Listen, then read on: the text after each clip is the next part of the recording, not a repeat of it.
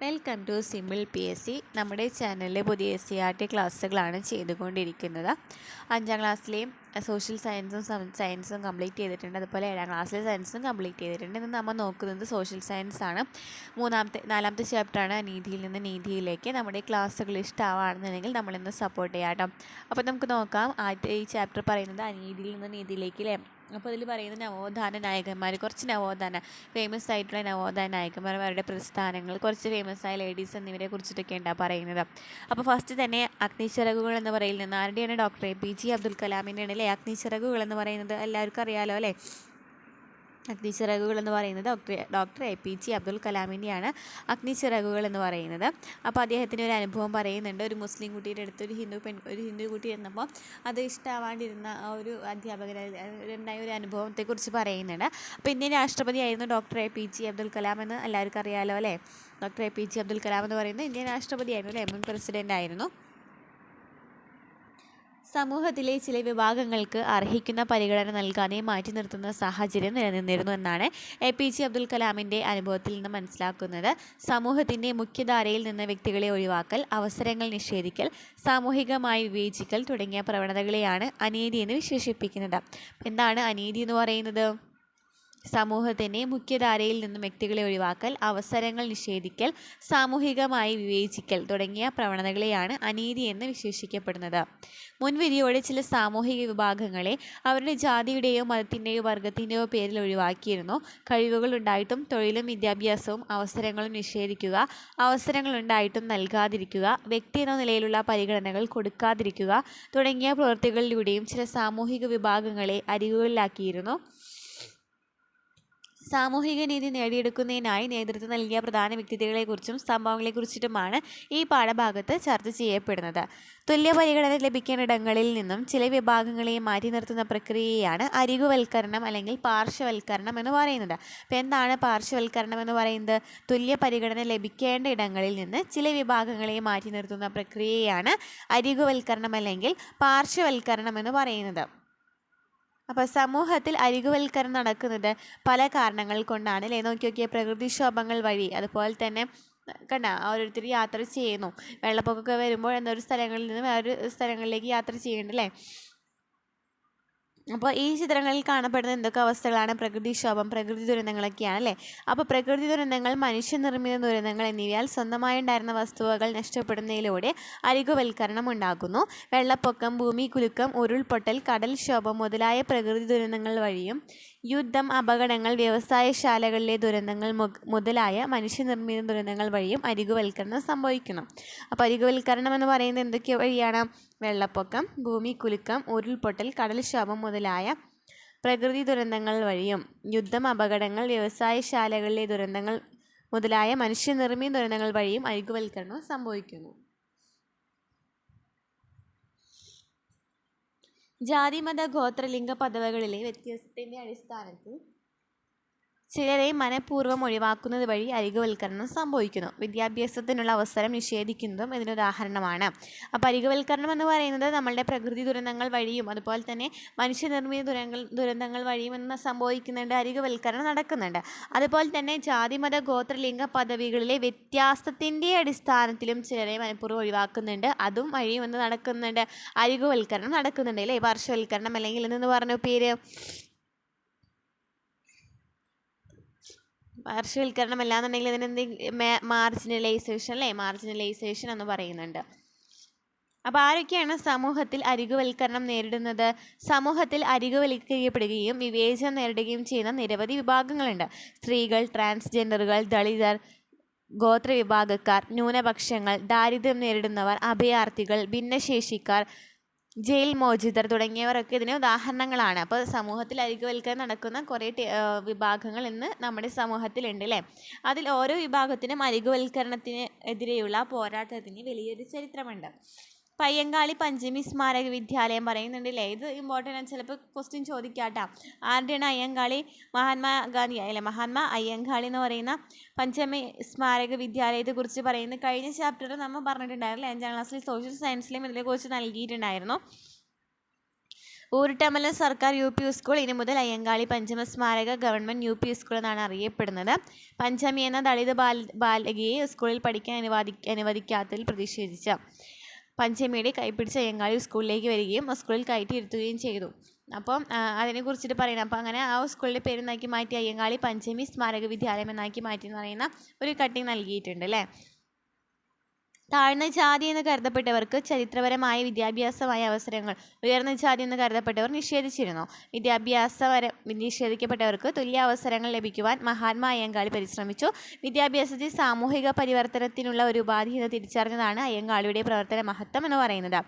ദളിത് വിഭാഗങ്ങൾക്ക് വാഹനത്തിൽ സഞ്ചരിക്കുവാനും പൊതുവഴിയിൽ നടക്കാനും നല്ല വസ്ത്രങ്ങൾ ധരിക്കുവാനും വിദ്യാഭ്യാസം നേടാനും അവകാശമില്ലാതിരുന്ന കാലമായിരുന്നു മുമ്പ് നിലനിന്നിരുന്നത്. അടിസ്ഥാന സൗകര്യങ്ങൾ, അന്തസ്സ്, തുല്യത, സ്വാതന്ത്ര്യം എന്നിവയെല്ലാം നിഷേധിക്കപ്പെട്ട അവസ്ഥ ഇവർക്കുണ്ടായിരുന്നു. ജാതിയുടെ അടിസ്ഥാനത്തിലുള്ള ഇത്തരം വിവേചനങ്ങൾ ഗുരുതരമായ മനുഷ്യാവകാശ ലംഘനമാണ്. അപ്പോൾ എന്താണ് പറയുന്നത്? ജാതിയുടെ പേരിൽ പല പണ്ടത്തെ ആൾക്കാർക്ക് അല്ലേ, പണ്ട് ജാതിയുടെ പേരിൽ പല അസമത്വങ്ങളും നിലനിന്നിട്ടുണ്ടായിരുന്നു. അതിപ്പോൾ പൊതുവഴിയിൽ നടക്കാനോ അല്ലെങ്കിൽ വാഹനത്തിൽ സഞ്ചരിക്കുവാനോ അല്ലെങ്കിൽ നല്ല വസ്ത്രങ്ങൾ ധരിക്കുവാനോ വിദ്യാഭ്യാസത്തിനൊന്നും അവകാശം ഉണ്ടായിരുന്നില്ല. അപ്പോൾ അതൊക്കെ എന്താണ്, ഒരു മനുഷ്യാവകാശ ലംഘനമാണല്ലേ, ഗുരുതരമായ മനുഷ്യാവകാശ ലംഘനമാണ്. അതിനെ പ്രതിരോധിക്കാൻ വിദ്യാഭ്യാസമാണ് വേണ്ടതെന്നതായിരുന്നു അരികുവൽക്കരിക്കപ്പെട്ട ജനതയുടെ ഉന്നമനത്തിന് വേണ്ടി പ്രവർത്തിച്ച പല മഹത് വ്യക്തികളുടെയും നിലപാടെന്ന് പറയുന്നത്. അപ്പോൾ എന്താണ് അവിടെ പ്രാധാന്യം കൊടുത്തിട്ടുണ്ടായിരുന്നു? വിദ്യാഭ്യാസം അല്ലേ, വിദ്യാഭ്യാസമാണ് അതിനെ പ്രതിരോധിക്കാൻ വേണ്ടതെന്ന് മനസ്സിലാക്കിയിട്ടുണ്ടായിരുന്നു പണ്ടത്തെ മഹാത്മാക്കൾ. വിദ്യ കൊണ്ട് പ്രബുദ്ധരാവുക എന്ന സന്ദേശം നൽകിയ ശ്രീനാരായണ ഗുരു. അപ്പോൾ ശ്രീനാരായണ ഗുരുവിൻ്റെയാണല്ലേ വിദ്യ കൊണ്ട് പ്രബുദ്ധരാവുക. അപ്പോൾ വിദ്യ കൊണ്ട് പ്രബുദ്ധരാവുക എന്ന സന്ദേശം ആരുടെയാണ്? ശ്രീനാരായണ ഗുരുവിനെയാണ്. മറ്റു നവോത്ഥാന നേതാക്കളും ആധുനിക വിദ്യാഭ്യാസത്തിന് പ്രചാരം നൽകി അരികുവൽക്കരണത്തെ എതിർത്തവരാണ്. കുര്യക്കോസ് ഏലിയാസ് ചാവറ, അയ്യ വൈകുണ്ഠസ്വാമികൾ, ചട്ടമ്പി സ്വാമികൾ, വക്കം അബ്ദുൽ ഖാദർ മൗലവി, പൊയ്കയിൽ യോഹന്നാൻ, പണ്ഡിറ്റ് KP കറുപ്പൻ, ദാക്ഷായണി വേലായുധൻ തുടങ്ങിയവരുടെ പ്രവർത്തനങ്ങൾ ഇതിന് ഉദാഹരണങ്ങളാണ്. അപ്പോൾ വിദ്യാഭ്യാസത്തെ മുൻനിർത്തിയിട്ടാണ് ഇവരെന്തിനെ പ്രതിരോധിച്ചത്? ഈ പാർശ്വവൽക്കരണം അല്ലെങ്കിൽ മനുഷ്യാവകാശ ലംഘനമായിട്ടുള്ള അനീതി അല്ലെങ്കിൽ അസമത്വം എന്നിവയൊക്കെ പ്രതിരോധിച്ചത് എന്ത് വഴിയായിരുന്നു? വിദ്യാഭ്യാസം വഴിയായിരുന്നു. പഴയ കാലത്ത് നമ്മുടെ കുറച്ച് മഹത് വ്യക്തികൾ ആരൊക്കെയാണ്? ശ്രീനാരായണ ഗുരുവിൻ്റെ വിദ്യ കൊണ്ട് പ്രബുദ്ധരാകുന്ന സന്ദേശം, അതുപോലെ തന്നെ ചട്ടമ്പി സ്വാമി, അയ്യങ്കാളി, അങ്ങനത്തെ ആദ്യത്തെ മറ്റു നവോത്ഥാന നേതാക്കന്മാരൊക്കെ വിദ്യാഭ്യാസത്തിനായിരുന്നു പ്രാധാന്യം നൽകിയിട്ടുണ്ടായിരുന്നത്. ഇനി ജ്യോതിറാവു ഫുലെ എന്ന് പറയുന്നത് ആരാണ്? BR അംബേദ്കറിൻ്റെ ആരാണ് ജ്യോതിറാവു ഫുലെ? ഗുരു ആണല്ലേ. അപ്പോൾ ജ്യോതിറാവു ഫുലേനെ കുറിച്ചിട്ട് പറയുന്നുണ്ട്. ജാതി മത ചൂഷണത്തിന് വിധേയമായ സമൂഹത്തെ വിശേഷിപ്പിക്കുന്ന പദമാണ് ദളിത്. സാമൂഹിക മാറ്റത്തിന് തുടക്കം കുറിച്ച ജ്യോതിറാവു ഫുലെയാണ് ഈ പദം ആദ്യമായിട്ട് ഉപയോഗിച്ചത്. സ്ത്രീകൾ, ദളിത് എന്നിവർക്കായിട്ട് വിദ്യാഭ്യാസ സ്ഥാപനങ്ങൾ ഫുലെ സ്ഥാപിച്ചു. അപ്പോൾ ഫുലെ എന്ന് പറയുന്ന ആൾ ആരാണ്? ജാതിമത ചൂഷണത്തിന് വിധേയമായ സമൂഹത്തെ ദളിതർ എന്നാണ് വിളിച്ചിരുന്നത്. അപ്പോൾ സ്ത്രീകൾ, ദളിതർ എന്നിവർക്കായിട്ട് വിദ്യാഭ്യാസ സ്ഥാപനങ്ങൾ ഫുലെ സ്ഥാപിച്ചു. ഇനി ആരാണ് സാവിത്രിബായി ഫുലെ? പെൺകുട്ടികൾക്കായിട്ട് ഇന്ത്യയിൽ ആദ്യമായി സ്ഥാപിച്ച പൂനെയിലെ വിദ്യാലയത്തിലെ പ്രധാന അധ്യാപികയായിരുന്നു. കൃഷിക്കാർക്കും തൊഴിലാളികൾക്കുമായി നിശ പാഠശാല സ്ഥാപിച്ചു. വിദ്യാഭ്യാസ മേഖലയിലെ ഇവരുടെ സമഗ്ര സംഭാവനകൾ പരിഗണിച്ച് പൂനെ യൂണിവേഴ്സിറ്റി സാവിത്രിബായി ഫുലെ പൂനെ യൂണിവേഴ്സിറ്റി എന്ന് പുനർനാമകരണം ചെയ്തു. അപ്പോൾ പെൺകുട്ടികൾക്കായിട്ട് ഇന്ത്യയിൽ ആദ്യമായിട്ട് സ്ഥാപിച്ച പൂനെയിലെ വിദ്യാലയത്തിലെ പ്രധാന അധ്യാപികയായ ആരായിരുന്നു? സാവിത്രിബായി ഫുലെ ആയിരുന്നു. അപ്പോൾ സാവിത്രിബായി ഫുലെ പൂനെ യൂണിവേഴ്സിറ്റി എന്നാണ് ഇതിനെ നാമകരണം ചെയ്തത് അല്ലേ. അവിടെ നിന്ന് പ്രധാന അധ്യാപികയായിരുന്നു സാവിത്രിബായി ഫുലെ. ഇനി പെരിയാർ EV രാമസ്വാമി നായ്ക്കർ അല്ലേ, സ്വാഭിമാന പ്രസ്ഥാനത്തിൻ്റെ. അപ്പോൾ ആരാണ് സ്വാഭിമാന പ്രസ്ഥാനത്തിൻ്റെ സ്ഥാപകൻ? ആരാണ്? EV രാമസ്വാമി നായ്ക്കറാണ്. പെരിയാർ എന്നൊക്കെയല്ലേ അറിയപ്പെട്ടിരുന്നത്. അപ്പോൾ പെരിയാർ EV രാമസ്വാമി നായ്ക്കറാണ് സ്വാഭിമാന പ്രസ്ഥാനത്തിൻ്റെ സ്ഥാപകൻ. ഇന്ത്യയിലെ പ്രധാന ജാതി വിരുദ്ധ സമര നായകളിൽ ഒരാളാണ്. സാമൂഹിക പരിഷ്കർത്താവായ ഇദ്ദേഹം ബ്രാഹ്മണാധിപത്യത്തിലൂന്നിയുള്ള സാമൂഹിക വിവേചനത്തിനെതിരെ നിലകൊണ്ടു. സ്ത്രീ വിദ്യാഭ്യാസത്തിൻ്റെ പ്രാധാന്യത്തെക്കുറിച്ച് ബോധ്യപ്പെടുത്തി പ്രവർത്തിച്ച വ്യക്തി കൂടിയായിരുന്നു പെരിയാർ എന്ന് പറയുന്നത്.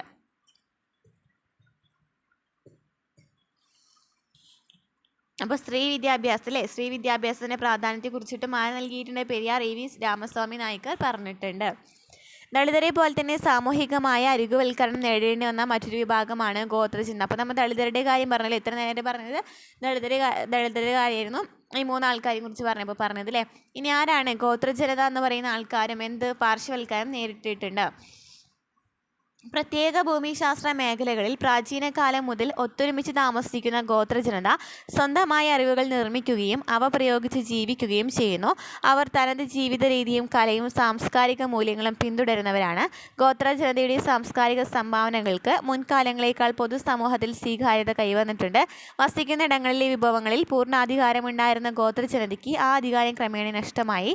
അതുമൂലമാണ് ഈ സാമൂഹിക വിഭാഗം അരികുവൽക്കരിക്കപ്പെടുന്നത്. അപ്പം ആദ്യം ഗോത്രവിഭാഗക്കാർക്കൊന്നും തീരെ പ്രാധാന്യം നൽകിയിരുന്നില്ല. എന്നാൽ ഇപ്പോൾ അവർക്ക് പ്രാധാന്യം നൽകി തുടങ്ങിയിട്ടുണ്ട്. എന്നാൽ അവരെ സമൂഹത്തിൽ നിന്ന് മാറ്റി നിർത്തപ്പെടുകയും അതുപോലെ തന്നെ അവരുടെ അധികാരങ്ങൾക്കൊക്കെ നഷ്ടമാവുകയും ചെയ്തു തുടങ്ങിയിട്ടുണ്ട്. അപ്പോൾ അങ്ങനെയാണ് അവർക്ക് എന്ത് സംഭവിക്കുന്നത്? അരികുവൽക്കരണം അല്ലെങ്കിൽ പാർശ്വവൽക്കരണം നടന്നത്. ആരാണ് വെറിയർ എൽവിൻ എന്ന് പറയുന്നത്? ഇന്ത്യൻ നരവംശശാസ്ത്രത്തിൽ ഏറ്റവും പ്രധാനപ്പെട്ട സംഭാവനകൾ നൽകിയ വ്യക്തികളിൽ ഒരാളാണ്. ആര്? വെറിയർ എൽവിൻ. ഗോത്ര മനുഷ്യരുടെ തനത് ജീവിതത്തിൻ്റെ സംരക്ഷണത്തിന് വേണ്ടി പ്രവർത്തിച്ചു. ഗോത്രവർഗ മനുഷ്യരോടുള്ള ഇന്ത്യയുടെ നയം രൂപീകരിക്കുന്നതിൽ കാര്യമായ സ്വാധീനം ചെലുത്തിയ വ്യക്തിയാണ് ആര്? വെറിയർ എൽവിൻ. വെറിയർ എൽവിൻ എന്ന് പറയുന്ന ആൾ.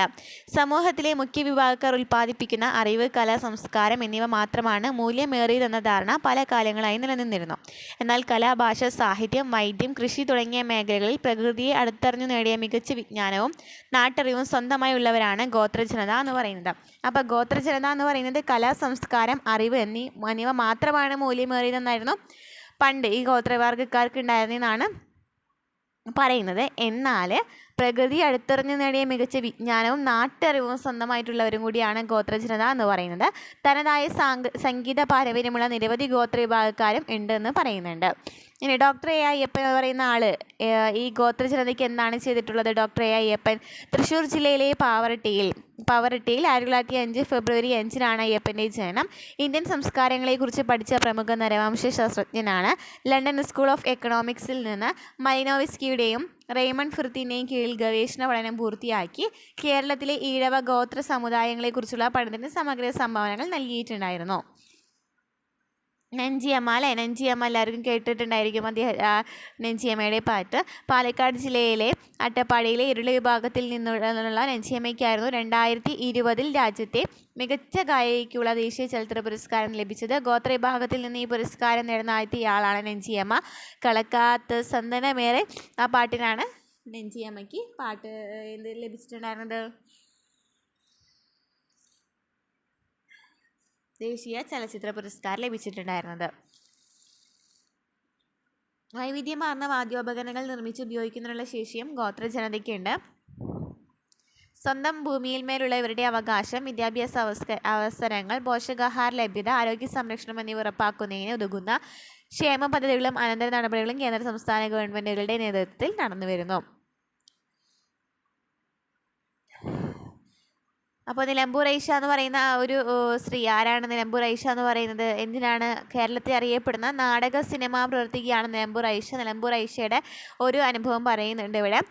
അവർക്ക് എന്താ വെല്ലുവിളികളാണ് നേരിടേണ്ടി വന്നത്? സ്ത്രീകൾ കലാപ്രവർത്തനത്തിൽ ഏർപ്പെടുന്നത് വിലക്കപ്പെട്ട ഒരു കാലം നമ്മുടെ സമൂഹത്തിലുണ്ടായിരുന്നു. കലയിൽ മാത്രമല്ല സമൂഹത്തിൻ്റെ പല മേഖലകളിലും സ്ത്രീ ആയതുകൊണ്ട് മാത്രം അധികവൽക്കരിക്കപ്പെടുകയും തുല്യ അവസരം നിഷേധിക്കപ്പെടുകയും ചെയ്ത ധാരാളം അനുഭവങ്ങൾ ചരിത്രത്തിൽ കാണാൻ കഴിയും.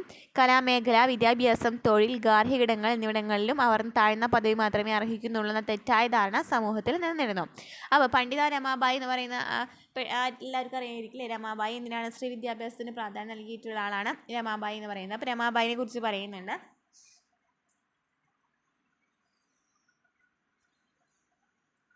19-ാം നൂറ്റാണ്ടിൽ സ്ത്രീകളുടെ അവകാശത്തിനും ശാക്തീകരണത്തിനുമായി പ്രവർത്തിച്ച ഇന്ത്യയിലെ സാമൂഹിക പരിഷ്കർത്താക്കളിൽ പ്രധാനപ്പെട്ട വ്യക്തിയാണ് പണ്ഡിത രമാബായി. വിധവകളുടെ വിദ്യാഭ്യാസവും ക്ഷേമവും പ്രധാന പ്രവർത്തന മേഖലയായിരുന്നു. ഇന്ത്യയിലെ സ്ത്രീകളുടെ അവസ്ഥയെക്കുറിച്ച് പഠിക്കുകയും പ്രശ്നങ്ങൾ പരിഹരിക്കുവാൻ വേണ്ടി പ്രവർത്തനങ്ങൾക്ക് നേതൃത്വം നൽകുകയും ചെയ്തു. അപ്പോൾ സ്ത്രീകളുടെ പ്രശ്നങ്ങൾ പരിഹരിക്കുകയും അവർക്ക് വേണ്ടിയിട്ടുള്ള വിദ്യാഭ്യാസത്തിനൊക്കെ പ്രാധാന്യം നൽകിയിട്ടുള്ള ആളായിരുന്നു പണ്ഡിത രമാബായി. ഡോക്ടർ പുന്നൻ ലൂക്കോസ് ആരാണ്? ഒരു സർജറി ചെയ്യുന്ന ആളല്ലേ? നോക്കിയേ ഡോക്ടർ പുന്നൻ ലൂക്കോസ് എന്ന് പറയുന്ന MBBS കംപ്ലീറ്റ് ആക്കിയിട്ടുള്ള ഇന്ത്യൻ സർവകലാശാലകൾ സ്ത്രീകൾക്ക് MBBS പ്രവേശനം നൽകാത്തതിനാൽ ലണ്ടൻ യൂണിവേഴ്സിറ്റിയിൽ നിന്നും അവർ ആ ബിരുദം കരസ്ഥമാക്കി. കേരളത്തിൽ വൈദ്യശാസ്ത്രത്തിൽ ബിരുദം നേടിയ ആദ്യ വനിത എന്ന നിലയിൽ പ്രശസ്തിയായി. തിരുവിതാംകൂർ ലെജിസ്ലേറ്റീവ് കൗൺസിലെ ആദ്യ വനിതാ പ്രതിനിധിയായിരുന്നു. തിരുവിതാംകൂർ ലെജിസ്ലേറ്റീവ് കൗൺസിലെ വനിതാ പ്രതിനിധി കൂടിയായിരുന്നു ഡോക്ടർ പുന്നൻ ലൂക്കോസ് എന്ന് പറയുന്നത്. കേരളത്തിൽ വൈദ്യശാസ്ത്രത്തിൽ ബിരുദം നേടിയ ആദ്യ വനിതയാണ് ഡോക്ടർ പുന്നൻ ലൂക്കോസ്. ഇനി EK ജാനകി അമ്മാൾ കേരളത്തിലെ തലശ്ശേരിയിൽ ജനിച്ച വിശ്വപ്രസിദ്ധനായ സസ്യശാസ്ത്രജ്ഞയാണ് ജാനകി അമ്മാൾ. കോയമ്പത്തൂരിലെ കരിമ്പ് ഗവേഷണ കേന്ദ്രത്തിൽ അത്യുൽപാദന ശേഷിയുള്ള സങ്കര ഇനം കരിമ്പ് വികസിപ്പിച്ചു. ബൊട്ടാണിക്കൽ സർവേ ഓഫ് ഇന്ത്യയുടെ ആദ്യ ഡയറക്ടർ ജനറലാണ്. 1977 രാജ്യം പത്മശ്രീ പുരസ്കാരം നൽകി ആദരിച്ചു. സ്ത്രീകൾക്ക് പുറമെ ട്രാൻസ്ജെൻഡേഴ്സിനും ലിംഗപദവി വിവേചനം നേരിടുന്നുണ്ട്. ട്രാൻസ്ജെൻഡർ എന്ന് പറയുന്നത് എന്താണ്? ട്രാൻസ്ജെൻഡർ എന്ന വ്യക്തി എന്നാൽ ജനനസമയത്ത് ആ വ്യക്തിക്ക് നൽകിയിട്ടുള്ള ലിംഗപദവിയുമായിട്ട് പൊരുത്തപ്പെടാത്ത വ്യക്തി എന്നാണ് അർത്ഥമാക്കുന്നത്. ഇതിൽ ട്രാൻസ് പുരുഷനും ട്രാൻസ് സ്ത്രീയും ഉൾപ്പെടും അല്ലേ. ട്രാൻസ്ജെൻഡർ എന്ന് പറയുന്ന ഒരു സമൂഹം ഇന്ന് ഫേമസ് ആയിക്കൊണ്ടിരിക്കുകയാണ് അല്ലേ. അവർക്ക് വേണ്ടിയിട്ട് പല കലാപരിപാടികളും ഇന്നുണ്ട്. അവർക്ക് വേണ്ടിയിട്ട് തന്നെ പല പല പ്രോഗ്രാംസുകളും നടക്കുന്നുണ്ട് അവർക്ക് വേണ്ടി മാത്രമായിട്ട്. ഈ ന്യൂനപക്ഷം എന്ന് പറയുന്നത് മൊത്തം ജനസംഖ്യയിൽ എണ്ണത്തിൽ കുറവുള്ള വിഭാഗങ്ങൾ നടത്തത്തിൽ പ്രയോഗിക്കുന്ന പദമാണ് അല്ലേ. ന്യൂനപക്ഷം മൊത്തം ജനസംഖ്യയിൽ എണ്ണത്തിൽ കുറവുള്ള വിഭാഗങ്ങളെയാണ് എന്നറിയപ്പെടുന്നത് ന്യൂനപക്ഷം എന്ന് അറിയപ്പെടുന്നത്.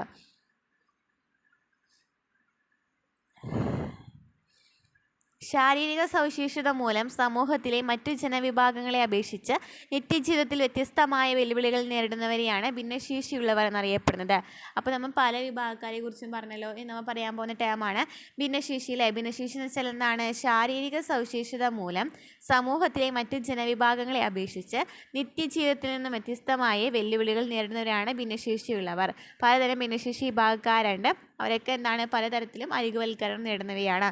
ഭിന്നശേഷിക്കാരുടെ അവകാശ സംരക്ഷണ നിയമം 2016 ഭിന്നശേഷിക്കാരുടെ അവകാശ സംരക്ഷണ നിയമം വന്നത്. ഭിന്നശേഷിക്കാർക്ക് വിവേചനരഹിതവും തുല്യതയിലുന്നതയുമായ സാമൂഹിക ജീവിതം ഉറപ്പുവരുത്താൻ നിലവിൽ വന്ന നിയമമാണ് ഭിന്നശേഷിക്കാരുടെ അവകാശ സംരക്ഷണ നിയമം 2016. ഇനി എന്താണ് പാരാലിമ്പിക്സ് എന്ന് പറയുന്നത്? ഭിന്നശേഷിയുള്ള അത്ലറ്റുകൾ മത്സരിക്കുന്ന അന്താരാഷ്ട്ര കായിക മത്സരമായ പാരാലിമ്പിക്സ് 1948 ആരംഭിച്ചത്. എന്നാണ് ആരംഭിച്ചത്? 1948 പാരാലിമ്പിക്സ് ആരംഭിച്ചത്. ഇനി ഡോക്ടർ BR അംബേദ്കർ. ഇന്ത്യൻ ഭരണഘടനാ ശില്പി ആരാണ്? ഇന്ത്യൻ ഭരണഘടനാ ശില്പിയാണ് ഡോക്ടർ BR അംബേദ്കർ. ദളിതരുടെ സാമൂഹിക രാഷ്ട്രീയ ഉന്നമനത്തിന് വേണ്ടി ശക്തമായി പ്രവർത്തിച്ചു. ഇന്ത്യയിലെ അരികുവൽകൃത വിഭാഗങ്ങളുടെ പ്രശ്നങ്ങൾ തൻ്റെ രചനകളിലൂടെ അവതരിപ്പിക്കുകയും അവർക്ക് നിയമപരമായ സംരക്ഷണം സാധ്യമാക്കുന്നതിന് വേണ്ടി നിലകൊള്ളുകയും ചെയ്ത ആളാണ് ഡോക്ടർ BR അംബേദ്കർ. ഇന്ത്യൻ ഭരണഘടന എല്ലാ പൗരർക്കും തുല്യത ഉറപ്പുവരുത്തുന്നുണ്ട് അല്ലേ. അനുച്ഛേദം 14 വഴി. അനുച്ഛേദം 14 എന്ന് പറയുന്നത് എന്താണ്? തുല്യത, സമത്വം എന്നൊക്കെയാണ് അല്ലേ അനുച്ഛേദം 14 പറയുന്നത്. അപ്പോൾ അനുച്ഛേദം 14 ഇന്ത്യൻ ഭരണഘടന എല്ലാ പൗരർക്കും തുല്യത ഉറപ്പുവരുത്തുന്നുണ്ട്. മതം, വംശം, ജാതി, ലിംഗഭേദം, ജനിച്ച സ്ഥലം എന്നിവയുടെ പേരിൽ യാതൊരു വിവേചനവും പാടില്ല എന്ന് പറയുന്ന ഭരണഘടന അനുച്ഛേദം ഏതാണ്? ആർട്ടിക്കിൾ 15. ആർട്ടിക്കിൾ 15 എന്ന് പറയുന്നത് ജാതി, മതം, അതുപോലെ തന്നെ ലിംഗം, ജനിച്ച സ്ഥലം എന്നിവയുടെ പേരിൽ യാതൊരു വിവേചനവും പാടില്ല എന്ന് പറയുന്നു. പുരോഗതിക്ക് തടസ്സം നൽകുന്ന സാമൂഹിക വ്യവസ്ഥകൾ, പരിസ്ഥിതി, രാഷ്ട്രീയ, സാമ്പത്തിക ഘടകങ്ങൾ എന്നിവയാണ് ചില വിഭാഗങ്ങൾ അരികുവൽക്കരിക്കപ്പെടാൻ കാരണമാകുന്നത്. അപ്പം നമുക്ക് ഈ ചാപ്റ്ററിൽ നിന്ന് മനസ്സിലായി അരികുവൽക്കരിക്കപ്പെടുന്ന പല ആൾക്കാരുണ്ട്. അവർക്ക് വേണ്ടിയിട്ട് ഓരോ ഓരോ നിയമങ്ങളും അതുപോലെ തന്നെ എന്തൊക്കെ നടപ്പിലാക്കുന്നുണ്ട്. പലരും നമ്മുടെ പണ്ടത്തെ നവോത്ഥാന നായകന്മാരൊക്കെ പ്രവർത്തിച്ച കാര്യങ്ങളൊക്കെ ഈ ചാപ്റ്ററിൽ പറഞ്ഞു അല്ലേ. അപ്പോൾ ഇത്രയൊക്കെയാണ് ഇന്നത്തെ ഈ ചാപ്റ്ററിൽ പറയാനുള്ളത്. നമുക്ക് അടുത്ത ചാപ്റ്ററുമായിട്ട് വേറെ ദിവസം വരാം കേട്ടോ.